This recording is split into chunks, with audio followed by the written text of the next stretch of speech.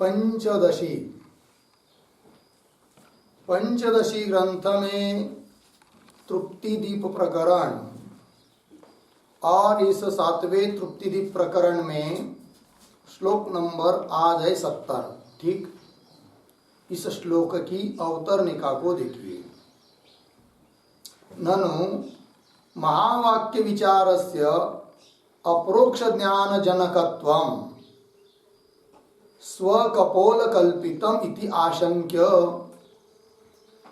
पूर्व पक्षी शंका कर रहा है क्या कि ऊपर जो बताया बात कि अवान्तर वाक्य के द्वारा परोक्ष ज्ञान होता है और महावाक्य के द्वारा विचार करेंगे तो विचार पूर्वक महावाक्य से अपरोक्ष ज्ञान होता है। इस बात को बताया, तब उस पर पूर्व पक्षी शंका कर रहा है कि महावाक्य के विचार से अपरोक्ष ज्ञान उत्पन्न होता है, अर्थात अपरोक्ष ज्ञान की जनकता महावाक्य में है, अर्थात महावाक्य जनक और जन्य हुआ अपरोक्ष ज्ञान।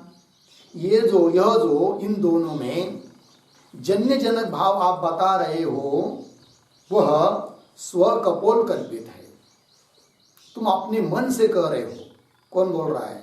पूर्व पक्षी कह रहा है सिद्धांतियों को। ठीक, ननु महावाक्य विचार से अपरोक्ष ज्ञान जनकत्व स्वकपोल कल्पिता, मतलब शास्त्र के द्वारा प्रतिपादित नहीं है, तुम अपने मन से कह रहे हो, ऐसा पूर्व पक्षी आरोप कर रहा है, शंका कर रहा है पूर्व पक्षी के प्रति। तब सिद्धांती उत्तर दे रहे हैं ऐसा मत बोल भाई, प्रमाण है। क्या प्रमाण है? तो वाक्य वृत्तौ आचार्य ही तथा प्रतिपादितत्वात् मैवम इत्याह। तो वाक्य वृत्ति नाम का एक ग्रंथ है, आद्य जगत गुरु शंकराचार्य जी महाराज का ग्रंथ है वाक्य वृत्ति। और उस वाक्य वृत्ति ग्रंथ में आचार्य अर्थात भगवान शंकराचार्य जी महाराज उन्होंने स्वयं बताया है क्या कि विचार महावाक्य के विचार से अपरोक्ष ज्ञान उत्पन्न होता है करके। इसलिए हमारे मन से हम कह रहे ऐसा तू मत बोल, ऐसा सिद्धांती कह रहे पूर्व पक्षी को श्लोक के माध्यम से।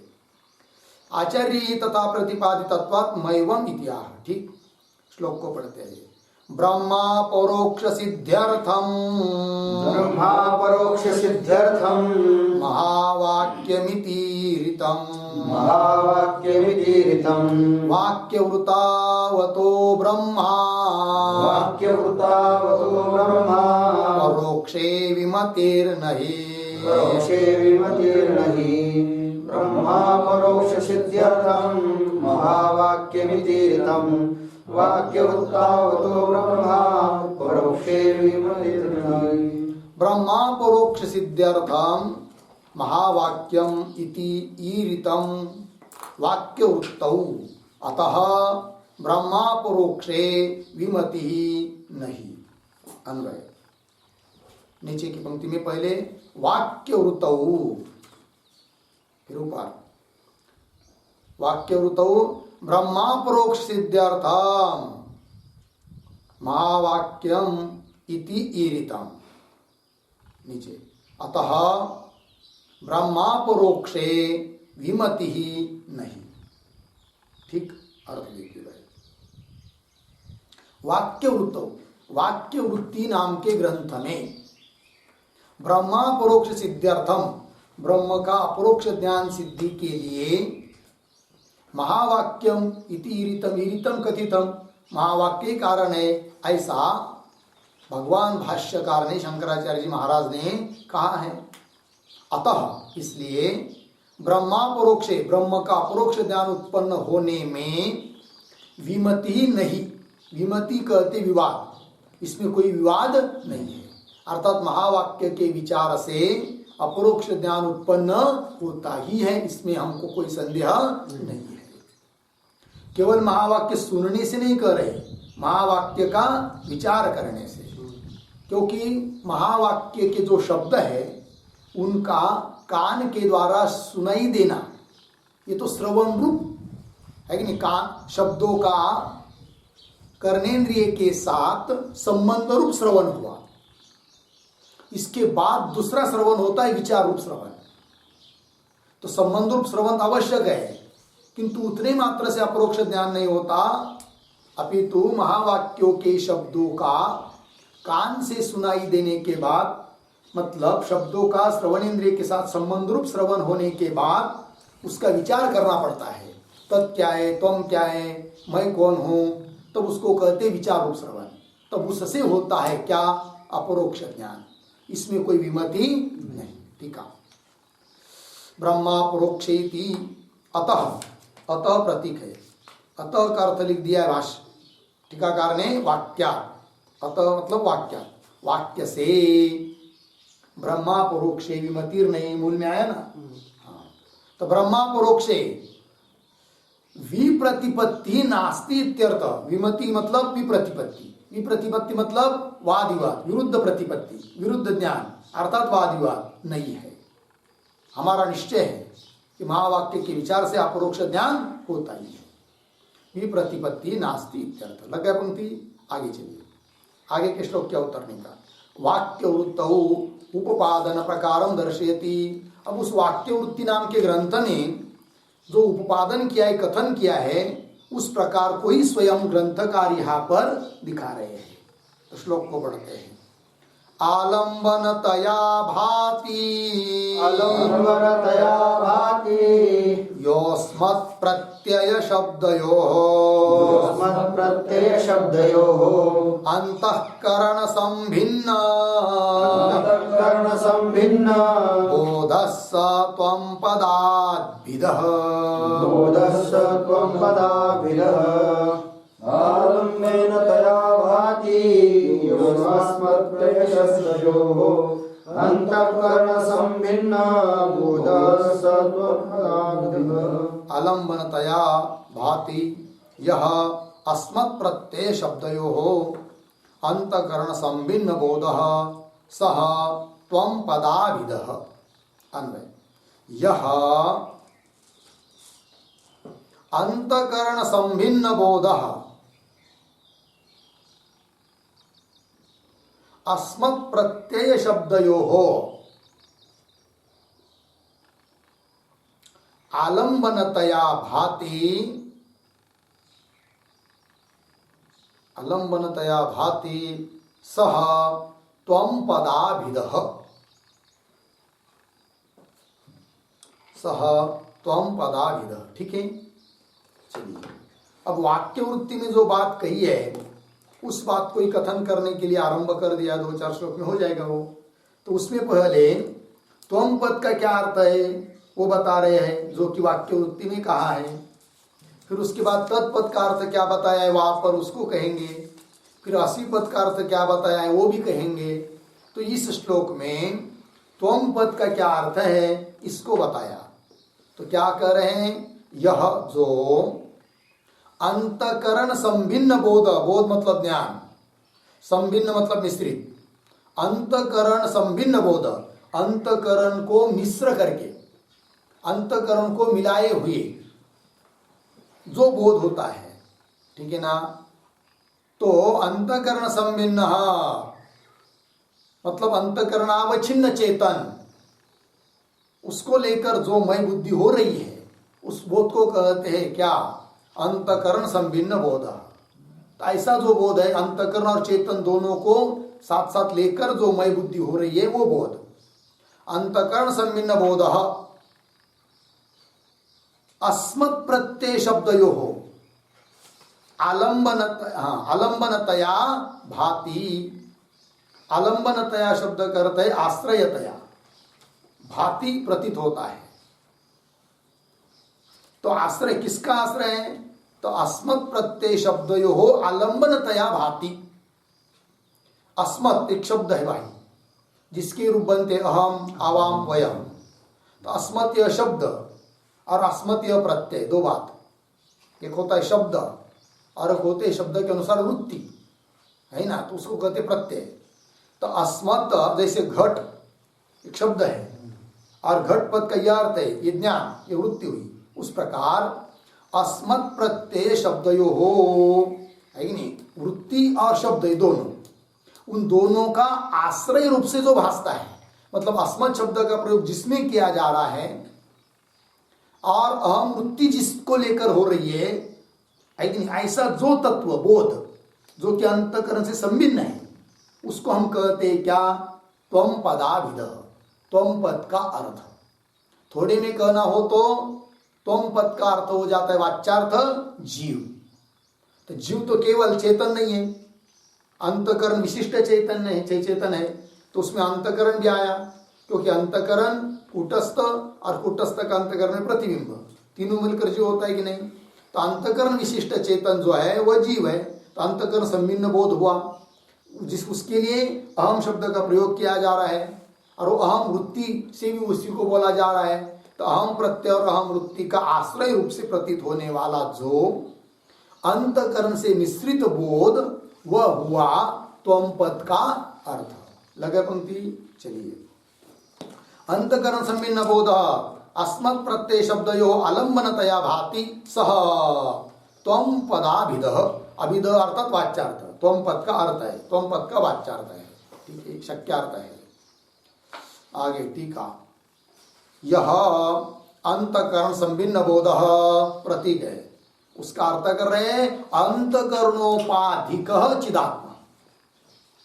अंतकरण संभिन्न बोध का अर्थ कर दिया अंतकरण उपाधि से युक्त चिदात्मा, ये हुआ अंतकरण संभिन्न बोध।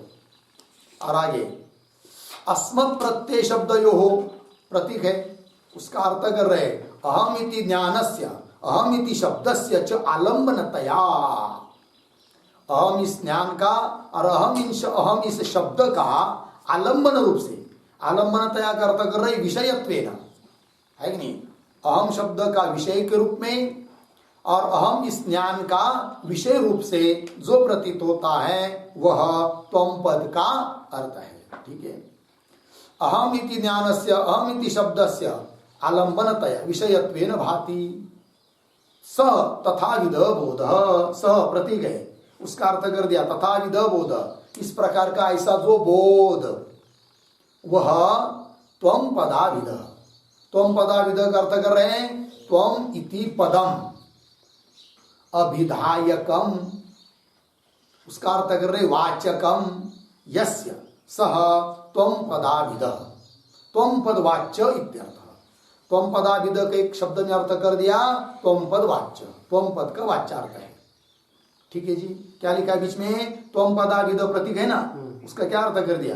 त्वम इति पदम, त्वम यह पद है, अभिधा, क्या है आपकी पुस्तक में? अभिधा, अभिधा है ना, तो अभिधा भी चलेगा, अभिधायकम भी हो सकता है। तो त्वम इति पदम अभिधायकम, उसका अर्थ है वाचकम, मतलब त्वम यह पद है अभिधायक अर्थात वाचक जिसका, यस्य स त्वम पदाविद, त्वम पद वाच्य इत्यर्थ, ठीक है। तो कुल मिलाकर त्वम पद का वाच्यार्थ कौन हुआ? जीव, अंतकर विशिष्ट चेतात्मा, ठीक। चलिए, एवं त्वम पद वाच्यार्थम अभिधाय तत्पद वाच्यार्थम आह।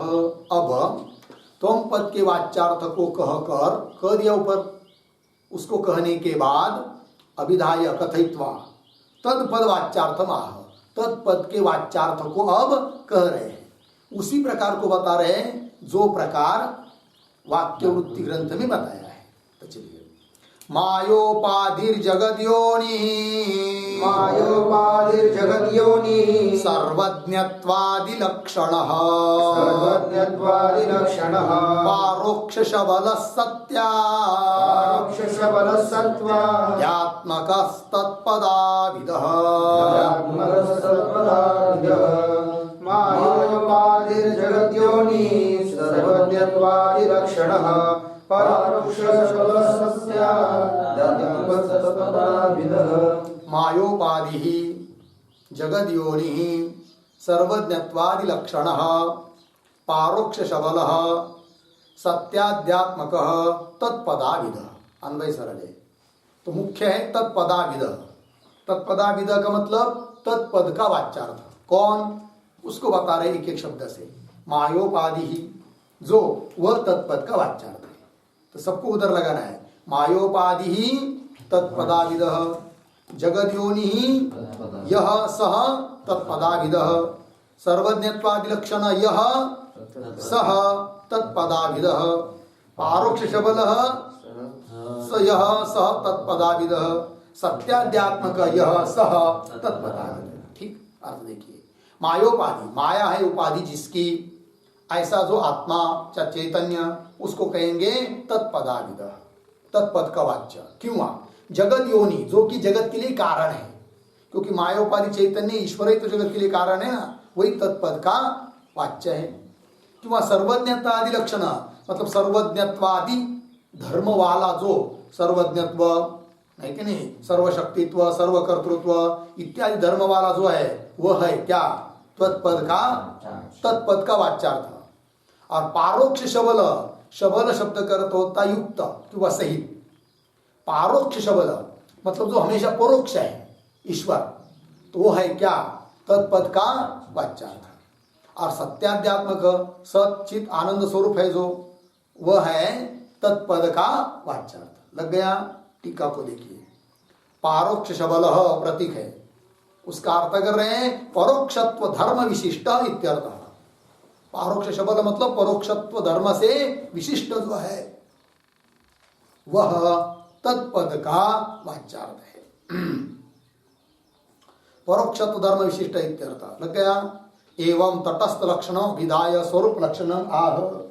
इस श्लोक में दोनों प्रकार के लक्षण बताए हैं, तटस्थ लक्षण भी बताया और स्वरूप लक्षण भी बताया। तो तटस्थ लक्षण कौन कौन है? मायोपाधि, जगद योनि, सर्वज्ञत्वादि लक्षण, पारोक्ष शबल, क्या हुआ? तटस्थ लक्षण है।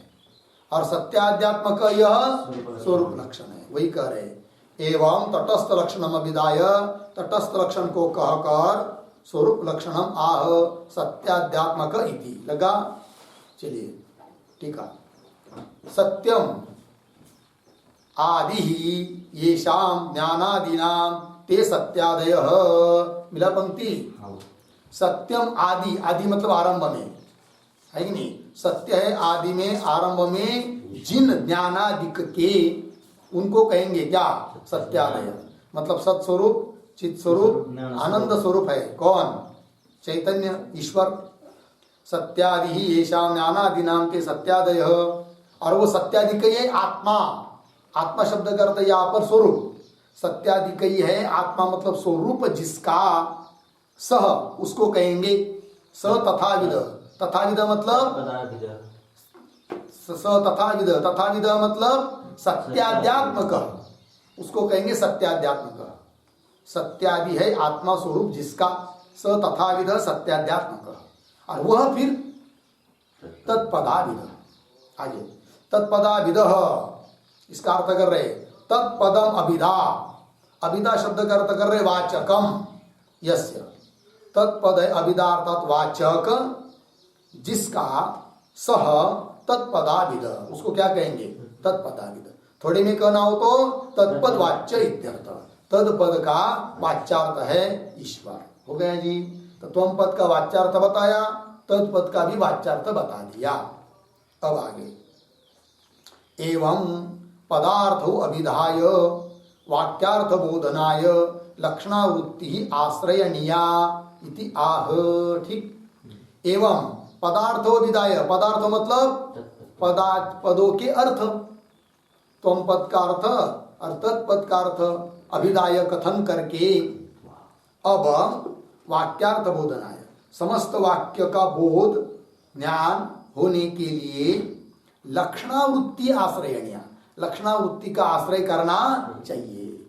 इति आह, लक्षणावृत्ति आश्रयणीया इति आह, इस बात को कह रहे हैं। प्रत्यक परोक्षतैकस्य सद्वितीयत्वपूर्णता विरुद्धेते यतस्तस्मात् लक्षणा संप्रवर्तते। प्रत्यक परोक्षतैकस्य सद्वितीयत्वपूर्णता विरुद्धेते यतस्तस्मात् लक्षणा संप्रवर्तते। प्रत्यक परोक्षता एकस्य सद्वितीयत्व पूर्णता विरुद्धेते यतः तस्मात् लक्षणा संप्रवर्तते। अन्वय प्रत्यक परोक्षता सद्वितीयत्व पूर्णता एकस्य यतः विरुद्धेते तस्मात् लक्षणा संप्रवर्तते। मिला? अर्थ को देखिए, प्रत्यक परोक्षता, ये दो धर्म हुए विरुद्ध, और सद्वितीयत्व पूर्णता, ये दो धर्म हुए जो कि विरुद्ध है। इस प्रकार के परस्पर में विरोधी धर्म एकस्य विरुद्धे थे, एक में रह नहीं सकते, इसीलिए लक्षणा करनी पड़ती है। तो कौन है विरोधी धर्म? तो पहले बताया प्रत्यक परोक्षता। प्रत्यक शब्द का अर्थ होता है अंतरात्मा, और पराक मतलब परोक्षता मतलब बाहर, जो कि दूर है, प्रत्यक्ष नहीं है। तो एक है प्रत्यक्ष, प्रत्यक है, अंतरात्मा है, और एक परोक्ष है, तो दोनों विरुद्ध हुए। और सद्वितीयत्व पूर्णता, सद्वितीयत्व मतलब द्वैत सहितपना, और पूर्णता मतलब अद्वैतपना। किंवा सद्वितीयत्व का अर्थ होता है परिचिन्नपना, क्योंकि जो द्वैत से युक्त होता है वो परिचिन्न होता है। तो परिचिन्नपना एक में है, जीव में, और पूर्णता है ब्रह्म में, ईश्वर में, तो दोनों में विरुद्ध धर्म हुए। और प्रत्यक्त्व है जीव में, और परोक्षता है ईश्वर में, तो विरुद्ध धर्म हुए। इस प्रकार के विरुद्ध धर्म जो कि एकस्य विरुद्ध थे, एक में रह नहीं सकते। यतः जिस कारण से, यतः एकस्य विरुद्ध थे तस्मात्, इसलिए लक्षणा प्रवर्तते, इसलिए क्या करना पड़ती है? लक्षणा करना पड़ती है। ठीक है कि नहीं? चलिए, कि जहां वाच्यार्थ घटित नहीं हो रहा है, जुड़ नहीं रहा है, तब क्या करना पड़ती है? लक्षणा। ठीक है, तो चलिए ठीक, आपको देखिए, प्रत्यक परोक्षतेति, प्रत्यक परोक्षत्वे प्रतीक है, उसका अर्थ कर रहे हैं। हाँ नहीं, प्रत्यक परोक्षत्वे हो गया। और आगे सद्वितीयत्वेन सहिता पूर्णता, सद्वितीयत्व पूर्णता का व्याख्यान कर रहे हैं। सद्वितीयत्वेन सहिता मतलब द्वैत सहित है कि नहीं? द्वैत के सहित जो है, सद्वितीयत्वेन सहिता पूर्णता इति मध्यम पदलोपी समास। सद्वितीयत्व पूर्णत्वा पूर्णता, ये जो मूल का पद है, यहाँ पर जो समास हुआ है वह मध्यम पदलोपी समास हुआ है। उसमें सहिता इत्यादि पद का लोप हुआ है। सद्वितीयत्वेन सहिता पूर्णता ऐसा है वो, किंतु सद्वितीयत्व पूर्णता तो मध्यम पदलोपी समास हुआ है। आगे सद्वितीयत्व पूर्णत्वे च एकस्य, एकस्य वस्तुनः, एकस्य का अर्थ कर दे वस्तु, एकस्य वस्तु, एक ही वस्तु में, वस्तु के लिए, यतः विरुद्धे थे, एक वस्तु में दोनों हो नहीं सकते। अतः लक्षणावृत्ति आश्रयणीय इत्यर्थ, इसलिए कौन सी वृत्ति करना पड़ती है? लक्षणावृत्ति। ठीक है जी, हाँ। तो लक्षणावृत्ति से फिर अर्थ जुड़ जाता है, हो जाता है, समन्वित हो जाता है, उसको कहेंगे। जैसे सोयम देवदत्त, यहाँ पर भी सह अयम, इस शब्दों के विरुद्ध अर्थ है, तो विरुद्ध अर्थ का एक में रहना हो नहीं सकता देवदत्त में। अतः लक्षणा करके केवल देवदत्त का बोध जैसा वहां पर होता है, उस प्रकार तत्वमसि महावाक्य में भी क्या करना पड़ती है? लक्षणा। साच कीदृशी, आगे क्या उत्तर निकाल, सा लक्षणा कीदृशी, किस प्रकार के, कौन सी लक्षणा करोगे? तो बताओ, तो बता रहे हैं तत्वमस्यादि वाक्येषु लक्षणा भाग लक्षणा सोयमित्यादि वाक्यस्थ पदयोरिव नापरा। तत्त्वमस्यादि वाक्येषु लक्षणा भाग लक्षणा सोयमित्यादि वाक्यस्थ पदयोरिव नापरा। तत्त्वमस्यादि वाक्येषु लक्षणा भाग लक्षणा सह अयम इत्यादि वाक्यस्थ पदयोः इव न अपरा। अन्वय सरल है, केवल अंतिम का पद देखिए, ना अपरा है कि नहीं, उसको इतना ही करेंगे, अपरा न, बस बाकी सब सरल है। तो क्या अर्थ हुआ, तत्वमस्यादि वाक्येषु, आदि तत्वमस्यादि आदि शब्द से बाकी के महावाक्य लेंगे। प्रज्ञानम ब्रह्म, अयमात्मा ब्रह्म, है कि नहीं, ये सब अहम ब्रह्मास्मि। तो तत्वमस्यादि वाक्यों में लक्षणा कौन सी है, भाग लक्षणा, भाग त्याग लक्षणा है। किसकी तरह, उदाहरण, सोयम इत्यादि वाक्यस्थ पदयोः इव, अपरा न, और दूसरी लक्षण नहीं है, मतलब जहत लक्षणा नहीं है, अजहत लक्षणा भी नहीं है, अपितु जहत अजहत लक्षणा है, अर्थात भाग त्याग लक्षणा है। जहत लक्षणा क्यों नहीं, कि जहत लक्षणा यदि करेंगे तो जहत लक्षणा जहां की जाती है वहां पर शक्यार्थ का पूरा त्याग करना पड़ता है और उसके संबंधी का ग्रहण करना पड़ता है। यहाँ पर महावाक्य में यदि जहत लक्षणा करेंगे तो तत्पद और त्वम पद का जो अर्थ है वाच्यार्थ, उस सबका त्याग करना पड़ेगा, चैतन्य सहित उपाधि का त्याग करना पड़ेगा, फिर उसके संबंधी कोई शून्य आदि तत्व को ग्रहण करना पड़ेगा, तब अनर्थ होगा। इसलिए जहत लक्षणा काम की नहीं है। अजहत लक्षणा भी नहीं कर सकते, क्योंकि अजहत लक्षणा वहां होती है जहां पर शक्यार्थ के साथ साथ और भी उसके संबंधी का अर्थ लिया जाता है, उस वहां पर होती है क्या, अजहत लक्षणा। उदाहरण, काकेभ्यो दधिरक्षता, महावाक्यों में अजहत लक्षणा करेंगे तो वाच्यार्थ जो है जीव और ईश्वर उपाधि से युक्त वो भी रहेगा और उसके संबंधी और भी किसी का ग्रहण करना पड़ेगा, जबकि दोनों के वाच्यार्थ में ही एक रूपता नहीं हो रही विरुद्ध धर्म होने के कारण, तो उसके संबंधी और जोड़ेंगे तो फिर बिल्कुल अर्थ समन्वित नहीं होगा। इसलिए अजहत लक्षणा भी नहीं कर सकते। फिर कौन सी लक्षणा है, जहत अजहत, उसी का दूसरा नाम है भाग त्याग लक्षणा। कुछ भागों का त्याग करना है, विरोधी अंश का त्याग करना और अविरोधी अंश का ग्रहण करना, उसको कहते हैं क्या, भाग त्याग लक्षणा। उदाहरण दिया है स्वयं देवदत्त, इसमें 3 पद है, सह अयम देवदत्त। सह मतलब वह, और उस सह शब्द का अर्थ हुआ वह, उसका अर्थ होता है क्या, तद्देश तत्काल विशिष्ट देवदत्त। अयम, अयम का अर्थ होता है यह, और उसका अर्थ होता है एतद्देश एतत्काल विशिष्ट देवदत्त।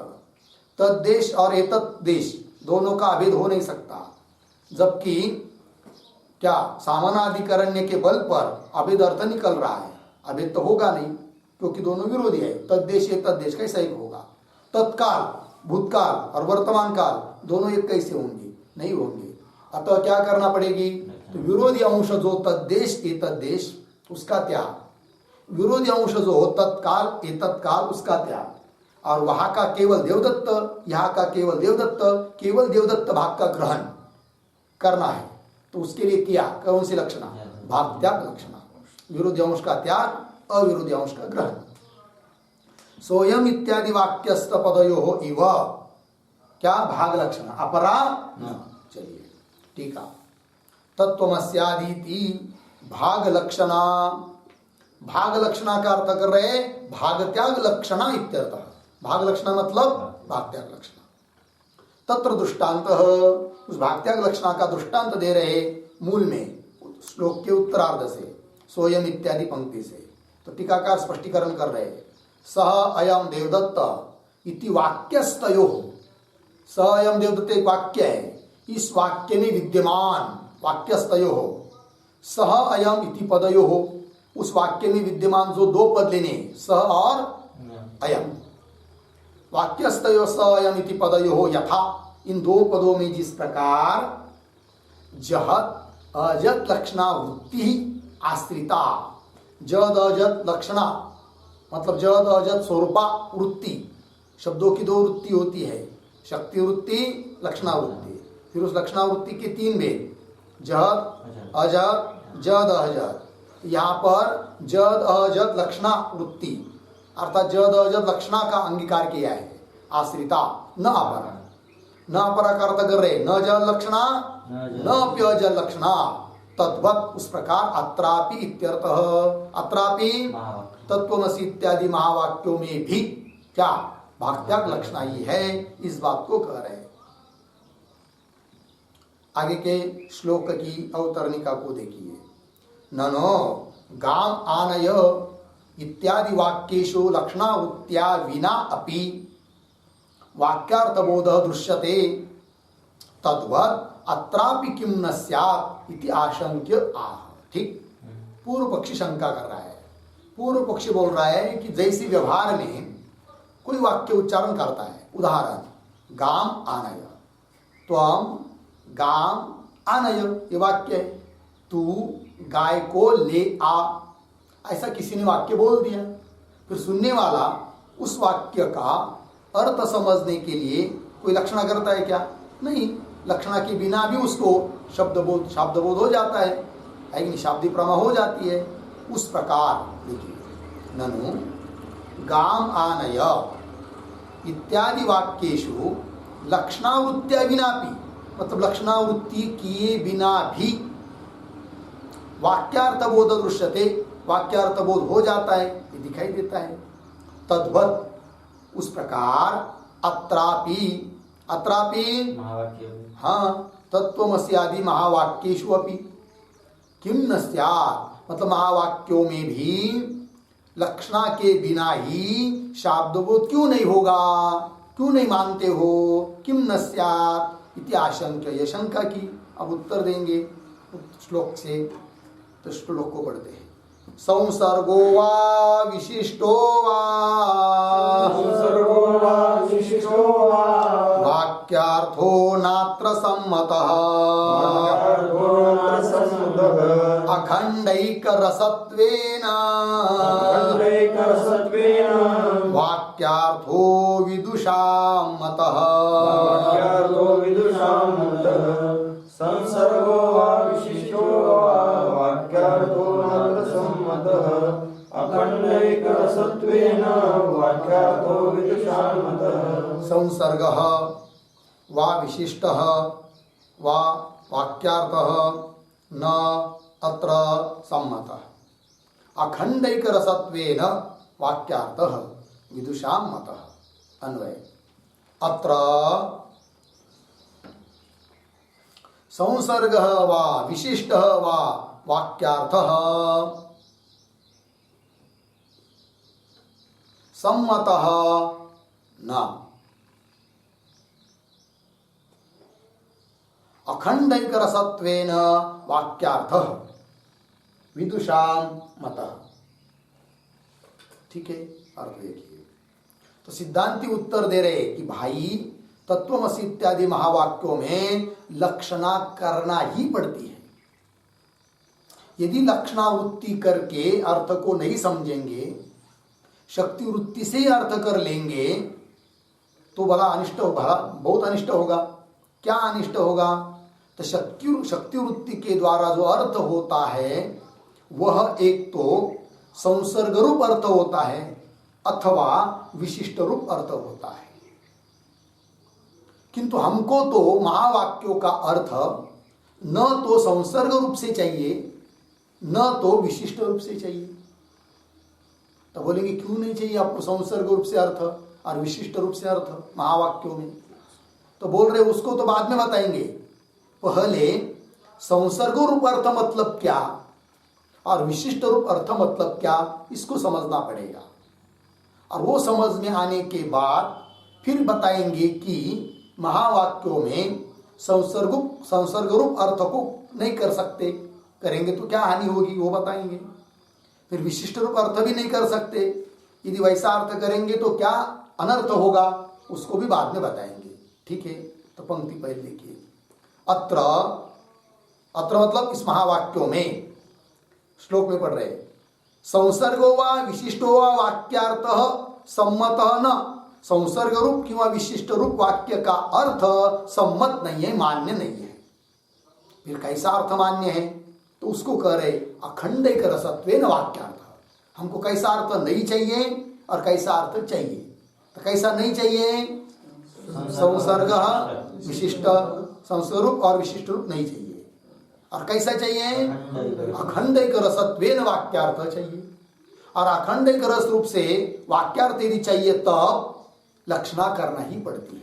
लक्षणा के बिना अखंडैक रस रूप वाक्यार्थ हो नहीं सकता है। इसको भी कहेंगे अखंडैक रसत्वेन वाक्यार्थ विदुषां मतः। लग गया श्लोक तात्पर्य। अब टीका में देखिए, संसर्ग इति लोके, लोके मतलब लोक व्यवहार में, गाम आनय इत्यादौ पदैः स्मारितानाम आकांक्षादिमताम गवादि पदार्थानाम अन्वयः वाक्यार्थत्वेन अंगीकृतः। ठीक है, चलो भाई थोड़ा समझ लेंगे। उदाहरण दिया है लोक व्यवहार का। क्या उदाहरण दिया? गाम आनय मतलब गाय को ले आ, ये वाक्य है। इस वाक्य के द्वारा जो शाब्दबोध होता है वह संसर्ग रूप शाब्दबोध होता है। कौन सा? संसर्ग। कैसे? तो देखो, इसमें एक पद है गाम जो कि द्वितीय है, और एक है आनय मध्यम पुरुष एक वचन लोट लगा। ठीक है, उसके अनुसार कर्ता हो जाता है त्वम, तो त्वम गाम आनय। तो गाम यह जो है यह कर्म है, ठीक, और आनयन क्रिया है। आपूर्वक नि धातु का अर्थ है आनयन रूप क्रिया।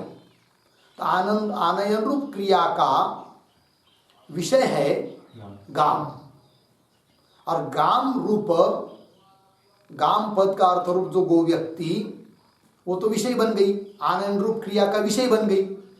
आनयन रूप क्रिया किसका लाएंगे? किसको लाएंगे? गाय को लाएंगे ना। तो आनयन रूप क्रिया का विषय कौन बन गई? गो व्यक्ति। गाम पद का जो अर्थ है वह, और उस गाम रूप जो गाय जो व्यक्ति है जो कि विषय बन रही है, उसके लिए विषय है कौन? आनयन रूप क्रिया। तो दोनों का संबंध विषय विषयी भाव संबंध। आनयन रूप क्रिया का गौ व्यक्ति में विषयता रूप संबंध है, और गौ रूप व्यक्ति का आनयन रूप क्रिया में विषयिता रूप संबंध है। विषयिता, इसका विषयता, इधर विषयिता, तो दोनों का संबंध बन गया कौन सा? विषय विषयिता भाव संबंध बन गया।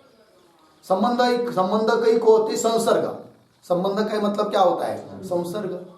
तो यह जो शब्द बोध हो रहा है गाम कर्मक, गो कर्मक, आनयनानुकूल कृति मान त्वम, ये शब्द बोध हुआ। ये कैसा शब्द बोध हुआ? संसर्ग रूप शब्द बोध हुआ। और इस संसर्ग रूप शब्द बोध के लिए लक्षणा करना नहीं पड़ती, शक्ति वृत्ति से बोध होता है। क्योंकि शक्ति वृत्ति से जो बोध होता है वह एक तो संसर्ग रूप होता है अथवा विशिष्ट रूप होता है। इस संसर्ग रूप का उदाहरण दिया।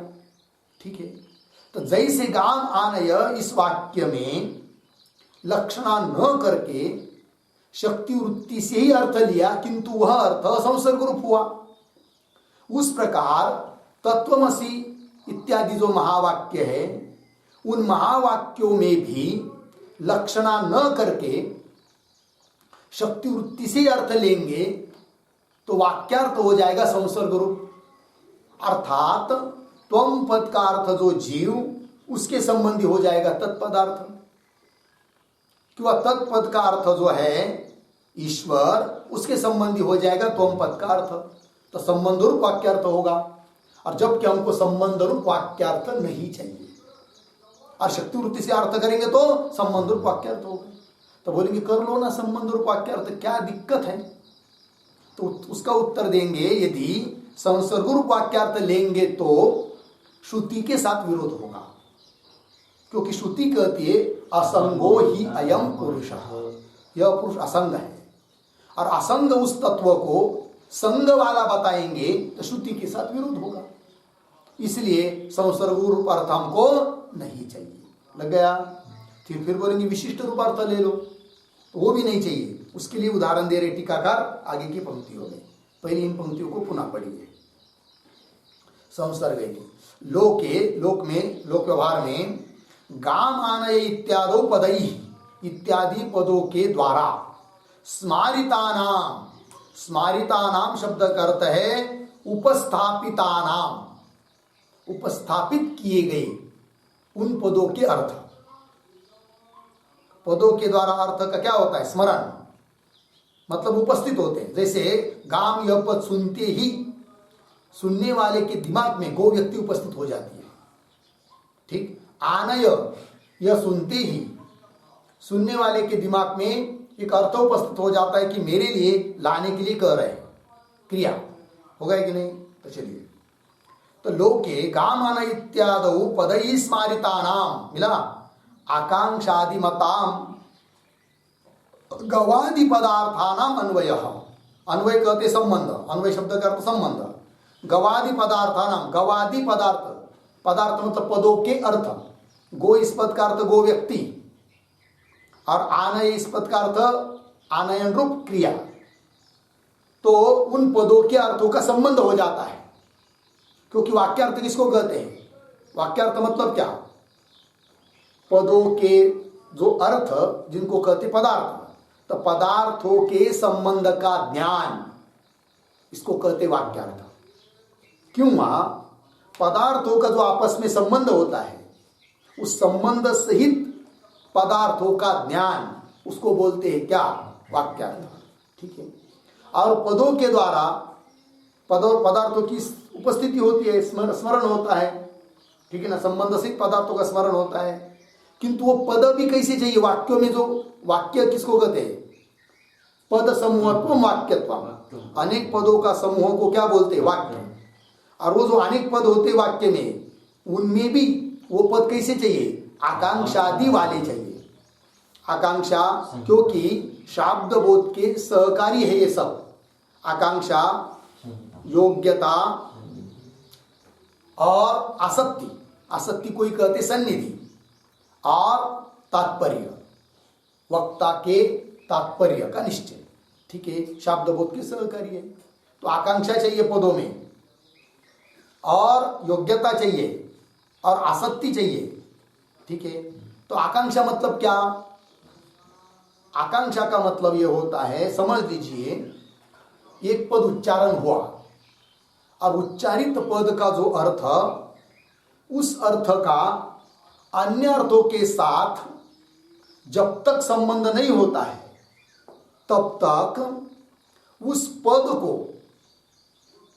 अपेक्षा रहती है अन्य पद की। तो एक पद को अपने अर्थ को जोड़ने के लिए दूसरे पद की जो अपेक्षा, उस अपेक्षा का नाम है आकांक्षा। जैसे उदाहरण, गाम पद की आकांक्षा है आनय में, आनय की आकांक्षा है गाम में। कैसे? समझ लीजिए, किसी ने उच्चारण किया गाम, गाय, इतना ही उच्चारण किया, तब सुनने वाला विचार करता रहेगा, गाम, अरे क्या आगे का बोलो ना, गाय को क्या ले आना है, या ले जाना है, या बेचना है, या पानी पिलाना है, क्या करना है गाय का, बोलो ना आगे। मतलब गाम ये पद का उच्चारण होने के बाद, गाम इस पद का अर्थ जो गो व्यक्ति, उसका अन्य अर्थ के साथ जब तक संबंध नहीं होता है, तब तक गाम इस पद को अपेक्षा रहती है अन्य पद की। तो यह जो एक पद को दूसरे पद की अपेक्षा, इसी का नाम है क्या? आकांक्षा। हो गया जी। तो आकांक्षा दी से युक्त पद चाहिए। और योग्यता, योग्यता किसको कहते हैं? अर्थाबाधो योग्यता। जिन अर्थ का बाद नहीं होता है, जिन पदों के अर्थों का बाद नहीं होता है, उसको क्या कहते हैं? योग्यता। अर्थात उन वाक्य में घटकीभूत जो अनेक पद, उन पदों के जो अर्थ, उनका संबंध जुड़ पाना, इसको कहते हैं योग्यता। और संबंध नहीं जुड़ रहा है, इसका मतलब अर्थ का बाद हो रहा है, तो योग्यता नहीं है। जैसे अब वन्निना सिंचित, तो यहां पर वन्नी और सिंचन, इन पदों का जो अर्थ है, उनका संबंध नहीं जुड़ रहा है, अर्थात उस अर्थ का बाद है, अर्थात इस वाक्य में के पदों में योग्यता नहीं है, तो योग्यता भी चाहिए।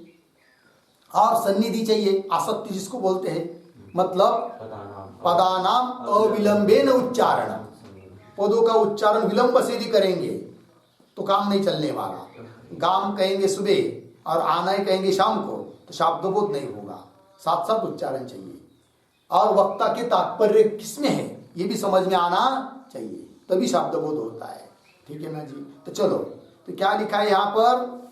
तो पंक्ति देखिए, लोके गाम आनय इत्यादो पदैहि, इत्यादि पदों के द्वारा स्मारितानाम, स्मारितानाम का अर्थ होता है उपस्थापितानाम, आकांक्षादि मताम, आकांक्षादि से युक्त ऐसे जो पद है कि नहीं, तो गवादि पदार्थानाम, गवादि पदों के अर्थों का अन्वय, अन्वय मतलब संबंध, वाक्यार्थत्वेन अंगीक्रियते, वाक्य के अर्थ के रूप में अंगीकृत किया जाता है। तो ये उदाहरण दिया संबंध रूप वाक्यार्थ का, ठीक है। और ऐसा वाक्यार्थ हमको महावाक्य में नहीं चाहिए। क्यों नहीं चाहिए वो भी बता दिया। अब चलिए आगे, विशिष्ट रूप वाक्यार्थ क्या होता है उसको अब कह रहे हैं।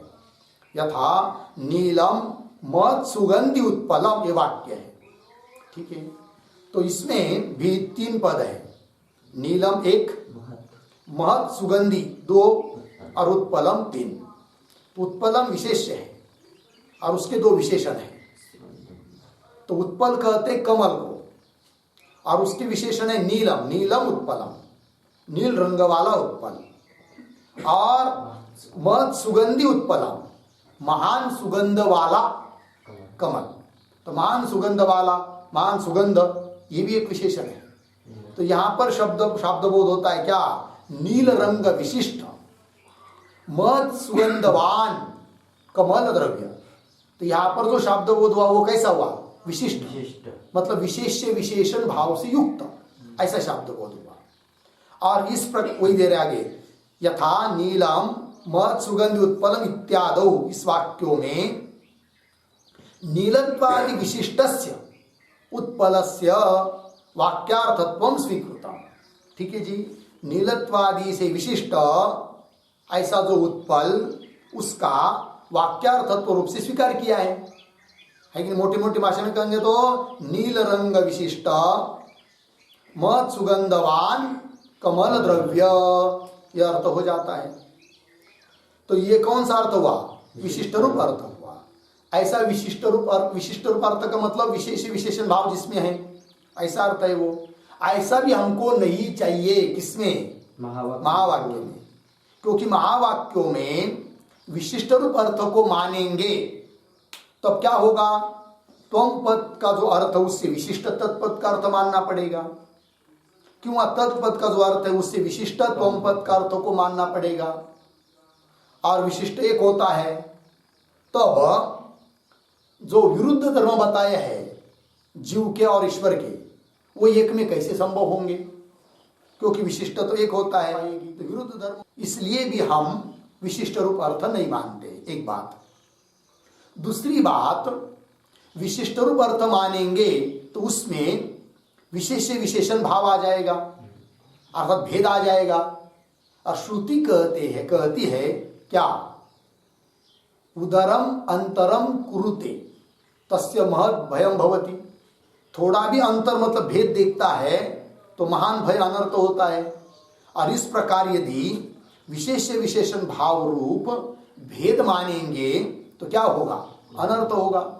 ये दूसरी बात, इसलिए विशिष्ट अर्थ नहीं चाहिए। तीसरी बात, यदि विशिष्ट अर्थ करेंगे तो श्रुति कहती है कि आत्मा कैसा है, निर्गुण है, निर्विकार है, उसमें कोई किसी प्रकार की विशेषता नहीं है, अर्थात निर्विशेष है। श्रुति आत्मा को क्या कहती है, निर्विशेष कहती है। और यहां पर तो विशेषण विशेष भाव से युक्त मान रहे हो, तो विशेषता ही आ गई, तो निर्विशेषता कहाँ रहेगी, तो श्रुति के साथ विरोध होगा।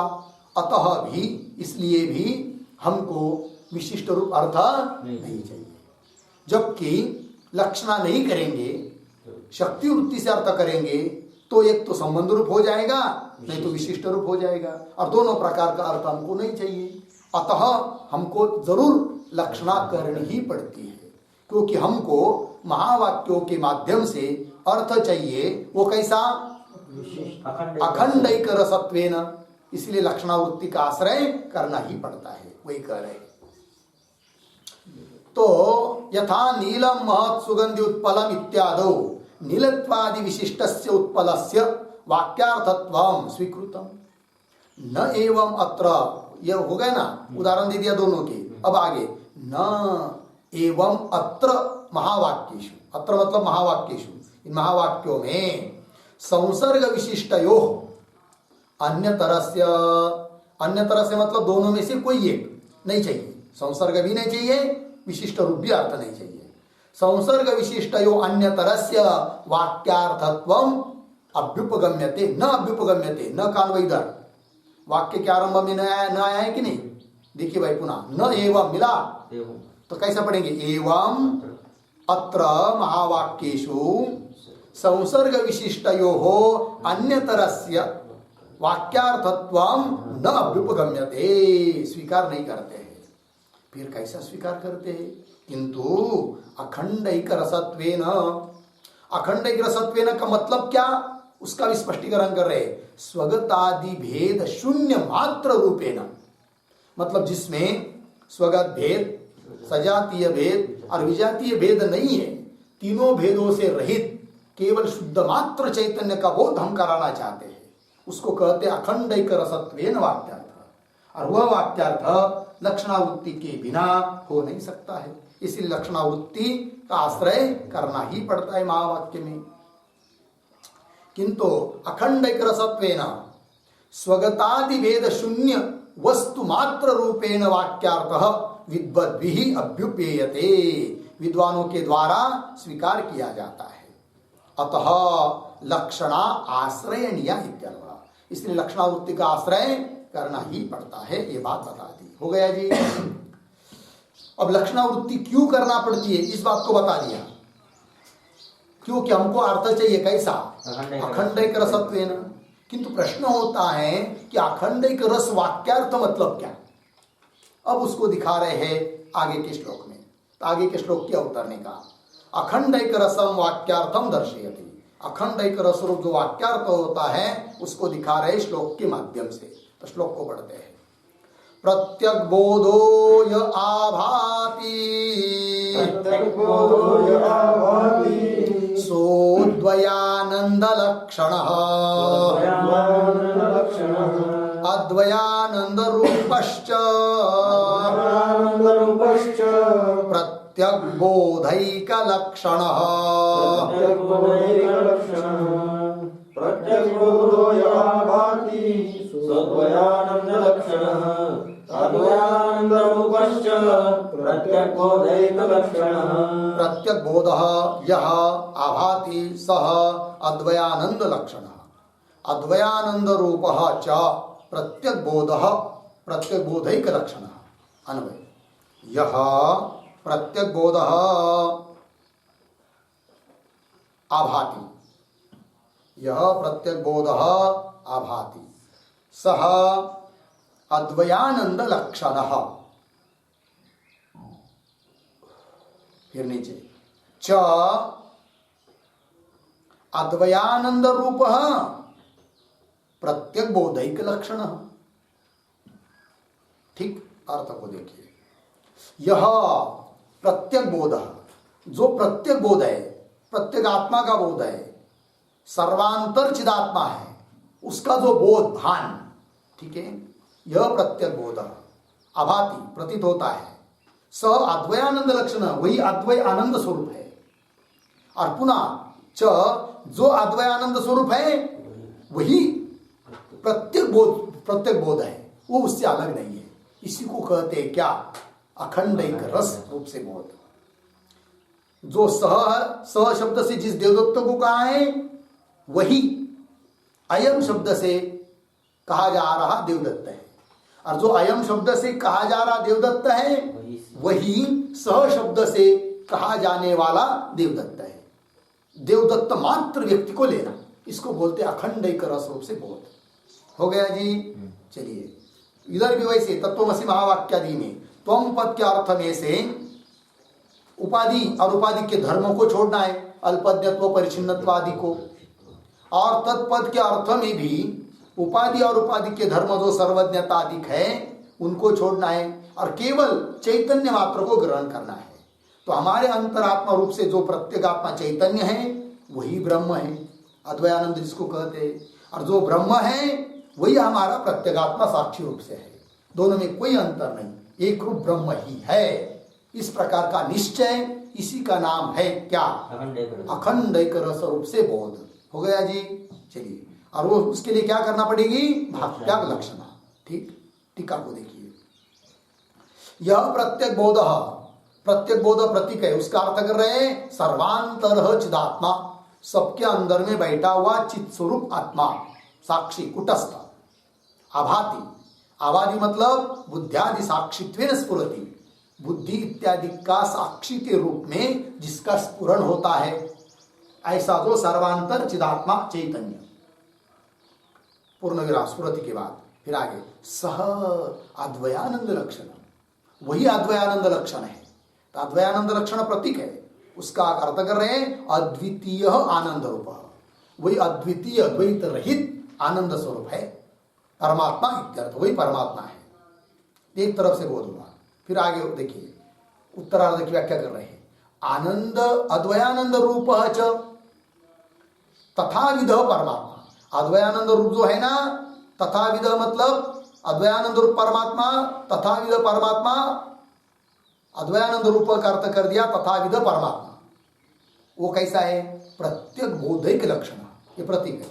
उसका अर्थ कर रहे हैं चिद एक रस प्रत्यगात्मा, चिद एक रस प्रत्यगात्मा, सबका साक्षी रूप चैतन्य, वही वो है।